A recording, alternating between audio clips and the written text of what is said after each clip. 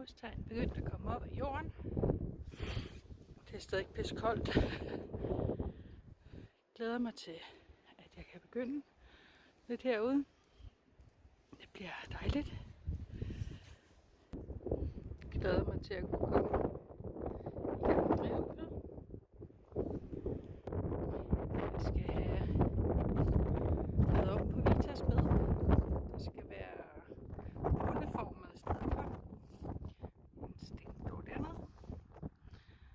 Halvdelen af den i hvert fald. Og så glæder jeg mig til at male også. En terrasse skal der også bygges. Det glæder jeg mig også til. Får lige et view ud over min have her.